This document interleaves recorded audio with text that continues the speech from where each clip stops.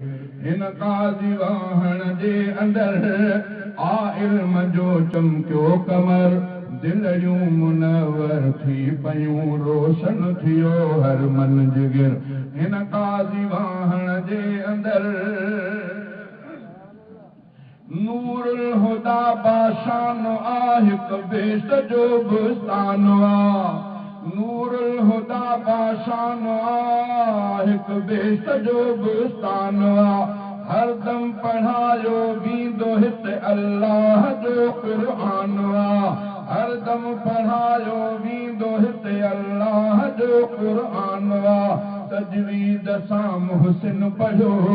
तजवीद सां मुहसिन पढ़ो क़ुरान जो हर हिकु अखर दिलड़ियूं मुनवर थी पयूं रोशन थियो हर मन जिगर हिन काज़ी वाहण जे अंदर आ इल्म जो चमकियो कमर दिलड़ियूं मुनवर थी पयूं रोशन थियो हर मन जिगर हिन काज़ी वाहण जे अंदर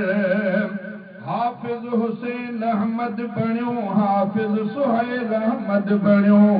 मंसूर ऐं राशिद मिठो हाफ़िज़ वक़ार अहमद बणियो शर्जील ऐं अब्दुस्सत्तार शर्जील ऐं अब्दुस्सत्तार पढ़ियो उसामा नामवर दिलड़ियूं मुनवर थी पयूं रोशन थियो हर मन जिगर हिन काज़ी वाहण जे अंदर आ इल्म जो चमकियो कमर दिलड़ियूं मुनवर थी पयूं रोशन थियो हर मन जिगर हिन काज़ी वाहण जे अंदर हाफ़िज़ शुएब अहमद थियो हाफ़िज़ उमैर अहमद थियो हिकिड़े सिराज अहमद सुठो पढ़ियो तुफ़ैल अहमद मिठो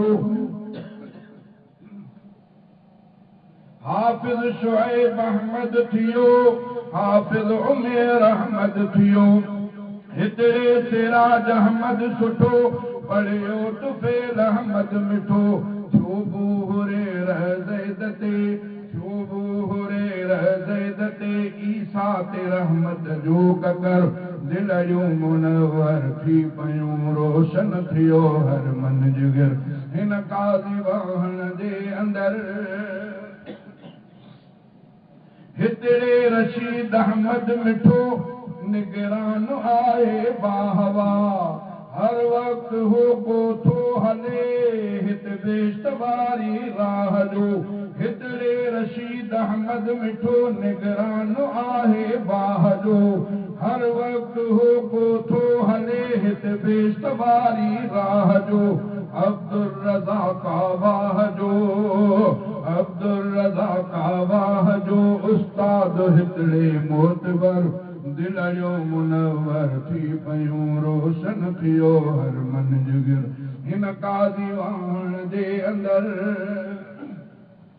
हर साल अहिड़ा गुल फुटनि मेवा बि पिया पैदा थियनि हर साल अहिड़ा गुल फुटनि मेवा बि पिया पैदा थियनि हर वक्त मदनी मीर जा महिमान हिकिड़े पिया रहनि हर वक्त मदनी मीर जा महिमान हिकिड़े पिया रहनि हिन खे न शहज़ादा लॻे कंहिंजी बिकाई बद नज़र दिलड़ियूं मुनवर थी पयूं रोशन थियो हर मन जिगर हिन काज़ी वाहण जे अंदर आ इल्म जो चमकियो कमर दिलड़ियूं मुनवर थी पयूं रोशन थियो हर मन